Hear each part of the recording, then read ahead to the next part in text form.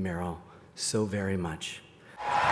Please help me welcome HRC's National Ally for Equality Award recipient, my friend and my hero, Meryl Streep.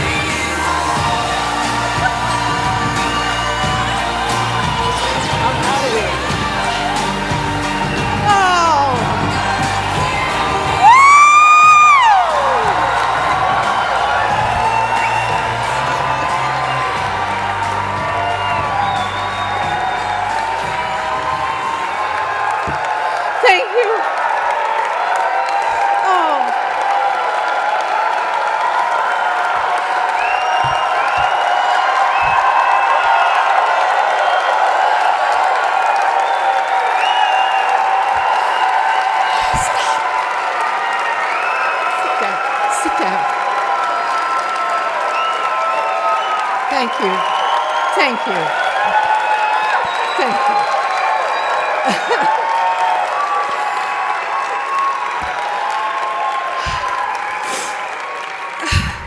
I'm coming every year.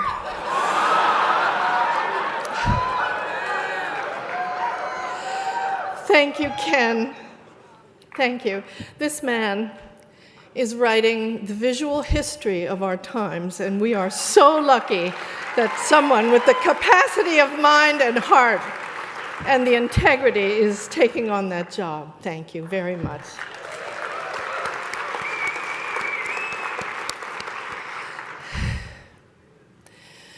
I do like football.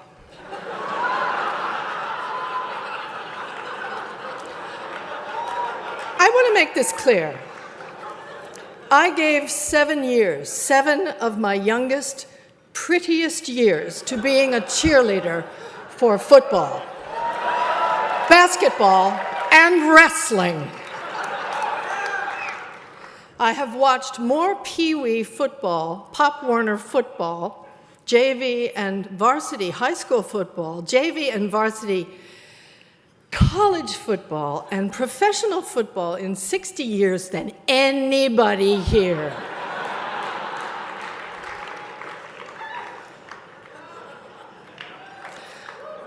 But if you hear a woman in a restaurant say, "My son is very interested in the arts," she's not talking about football or mixed martial arts, because they're just not the same thing. Some of us like football, some of us like the arts, many of us want both in our lives.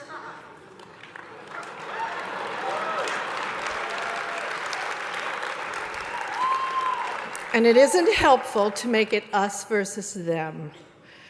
I was making a joke, and Mike Nichols told me, "If you have to explain the joke, Meryl, you're doomed." So, I honestly can't imagine what I have done to deserve this great honor. I really. In the hours, all I did was kiss Alice and Janney in take after take after take after take.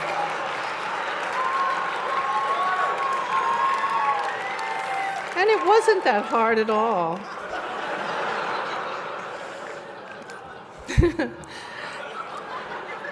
And I'm also fairly proud of a very jolly portrayal of a gay conversion therapist on Lisa Kudrow's web therapy that I did.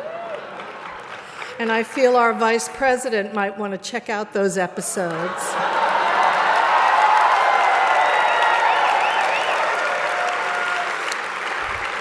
Because my character's views seem to dovetail with his, although it involves comedy, so I don't know if it's going to penetrate. And I want to thank Chad and everybody at the Human Rights Campaign for this moving and very meaningful honor, which I dedicate to my gay and trans teachers, colleagues, mentors, directors, friends, all of whom should take the credit for me being up here, because they taught me from a very young age, and they continue to remind me every day of the very best lesson, and that is to be yourself and love and take joy in your work and what you do.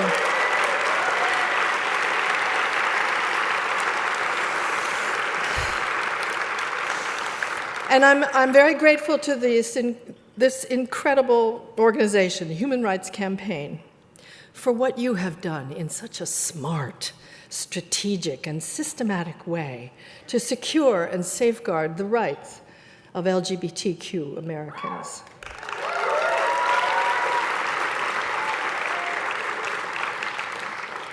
Most of the advances in acceptance and advocacy and law have come straight from the work of this organization.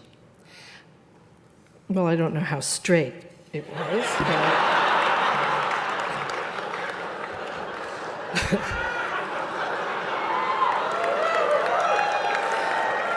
But you have made the lives of people I love better, stronger, and safer.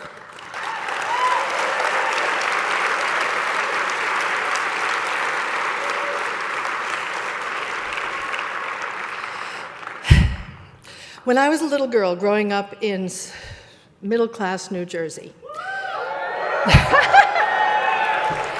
my entire artistic life was curated by people who lived in the straitjacket of a very conformist suburban life.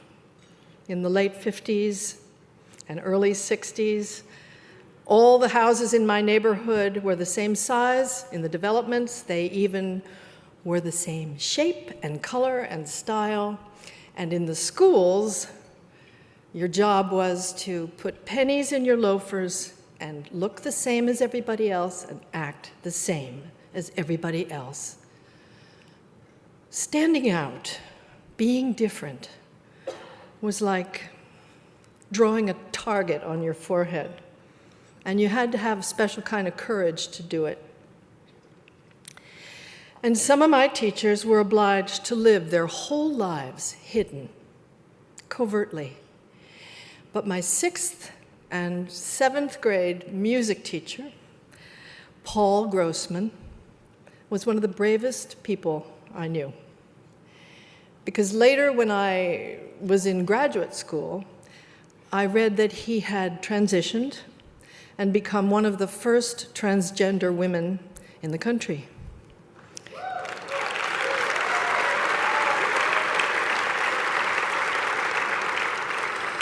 And after the operation, she reported back as Paula Grossman to our middle school in Basking Ridge, New Jersey, where she had taught for 30 years, and she was promptly fired.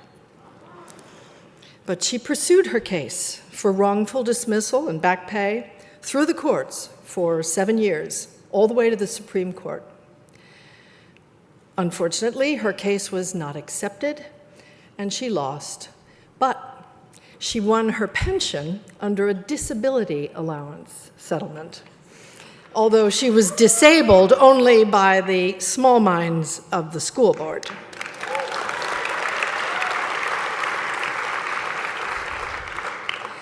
She was a garrulous, cantankerous, she was a terrific teacher, and she never taught again.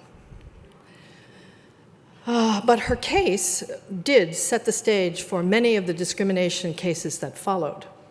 She and her wife raised their 3 girls. She worked as a town planner, and she had an act, playing piano and singing in cocktail lounges around New Jersey. But I remember her as Mr. Grossman. And I remember when he took us on a field trip to the Statue of Liberty in 1961. And our whole class stood at the feet of that huge, beautiful woman, and we sang a song that he had taught us that was taken from the lyrics. The lyrics were taken from the poem by Emma Lazarus, engraved at the base of the monument.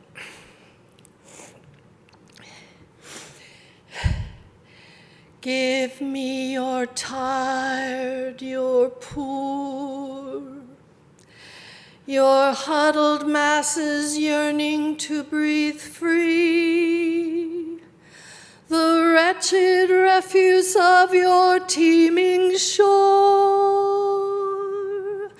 Send these, the homeless, tempest-tossed to me. I lift my lamp beside the golden door. I can't remember what I did Tuesday, but I remember.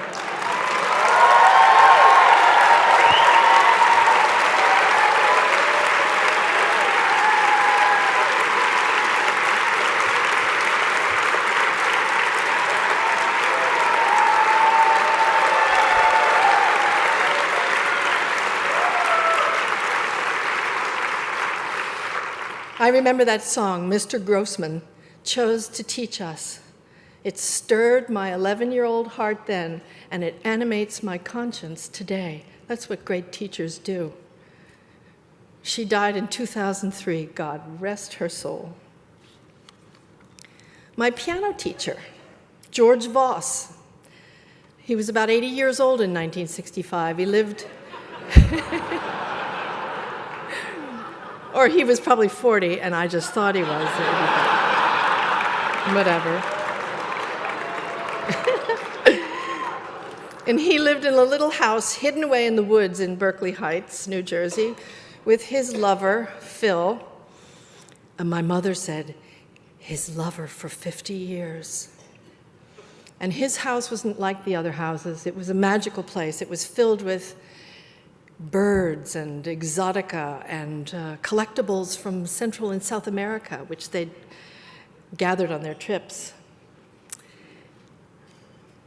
I'm not going to introduce you to all my gay and trans teachers. I just wanted to tell you about some of the people who made me an artist and who lived under duress.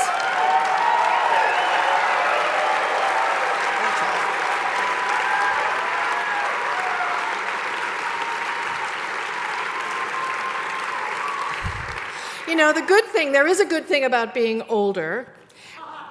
There is. You'll see.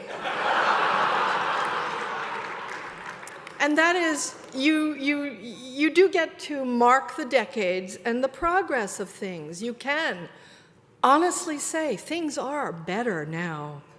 They really are better now. But what is that famous quote? The price of liberty is eternal vigilance. Everybody thinks that's Jefferson that said that. But it wasn't. It was an Irishman, John Philpot Curran, don't you know? Eternal vigilance is the price of liberty. And he also said, Ken, great minds, you know? Evil prospers when good men do nothing. Ain't that the truth?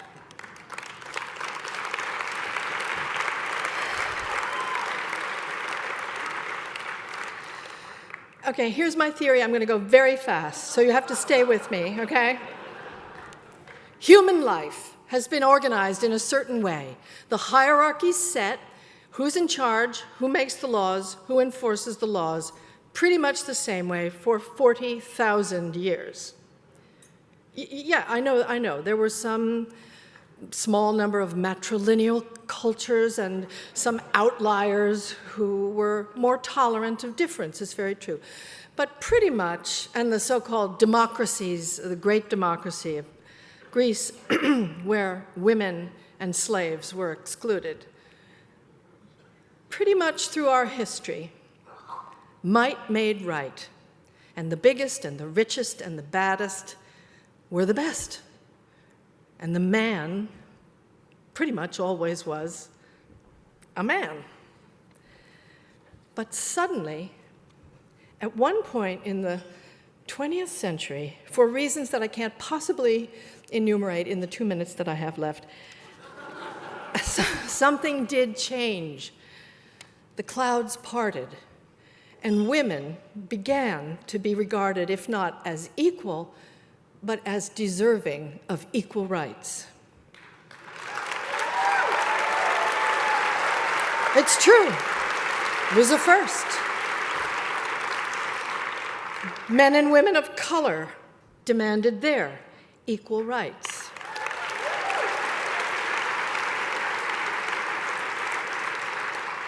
People of a sexual orientation and gender identification outside the status quo also demanded their equal regard under the law. So did people with disabilities. We all won rights that had already been granted to us in the Constitution 200 years before, in theory. But the courts and society finally caught up and recognized our claims. And amazingly, and in the terms of the whole of human history, blazingly fast, culture seemed to have shifted. All the old hierarchies and entitlements seem to be on shaky ground. Which brings us to now. We shouldn't be surprised that fundamentalists of all stripes, everywhere, are exercised and fuming. We shouldn't be surprised that these profound changes come at a much steeper cost than it seemed we were gliding through them in the late 20th century. We shouldn't be surprised if not everyone is totally down with it. But if we live through this precarious moment, if his catastrophic instinct to retaliate doesn't lead us to nuclear winter, we will have much to thank this president for, because he will have woken us up to how fragile freedom really is.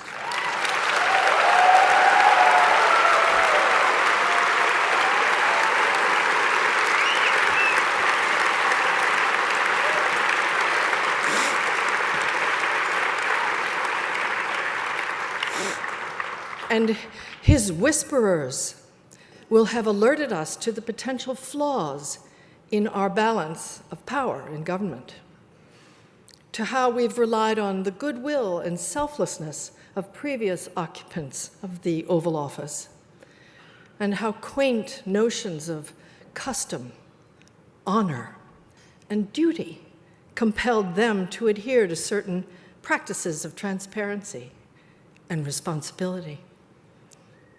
How easily all of this can be ignored, and how the authority of the executive in the hands of a self-dealer can be wielded against the people and the Constitution and their Bill of Rights. The whip of the executive can, through a Twitter feed, lash and intimidate, punish and humiliate, delegitimize the press and all the imagined enemies with spasmodic regularity and easily provoked predictability.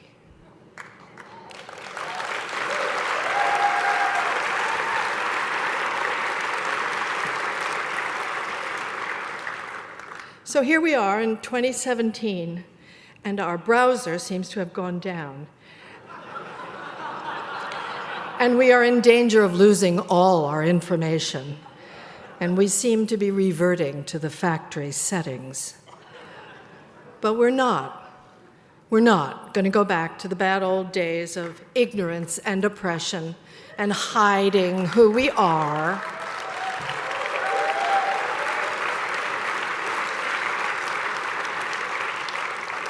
Because we owe it to the people who have died for our rights and who have died before they even got their own. And we owe it to the pioneers of the LGBTQ movement, like Paula Grossman, and to the people on the front lines of all civil rights movements, not to let them down. I am the most overrated and most over-decorated, and currently I am the most over-berated actress who likes football of my generation. But that's why you invited me here, right?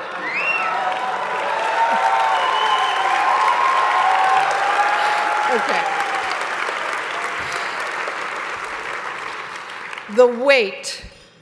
The weight of all my honors is part of what brings me here to the podium. It compels me. It's against every one of my natural instincts, which is to stay the fuck home.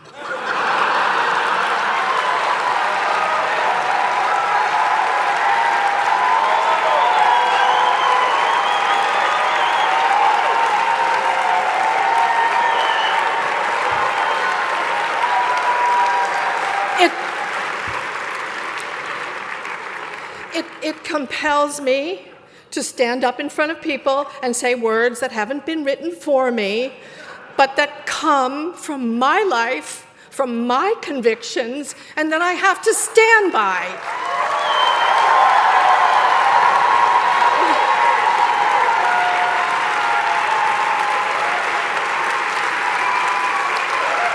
Because it's hard to stand up. It's hard. I don't want to do it. I don't want to be here. I want to be home, and I want to read and garden and load my dishwasher.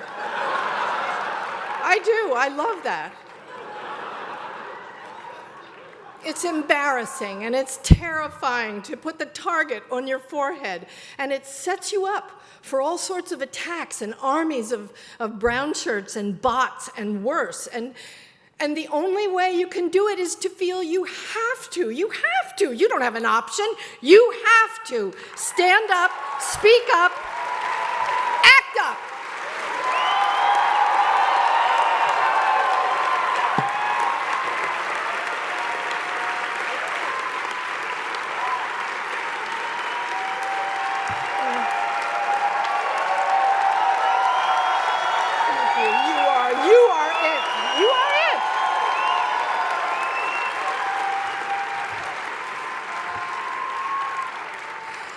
And when I load my dishwasher, from where I live in New York City, I can look out my window and I see the Statue of Liberty. And she reminds me of Mr. Grossman and the first trip there, and all my great-grandparents who came through and passed by that poem. Many of them fled religious intolerance in the old world, and we Americans have the right to reject the imposition of unwanted religious practice in our lives. We have the right to live our lives with God or without her, as we choose.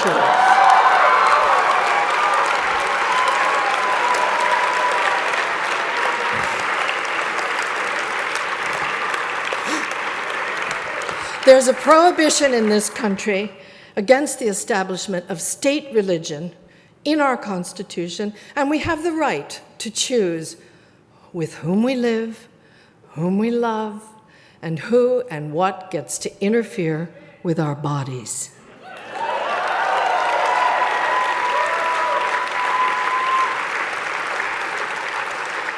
As Americans, men, women, people, gay, straight, LGBTQ, all of us have the human right to life and liberty and the pursuit of happiness.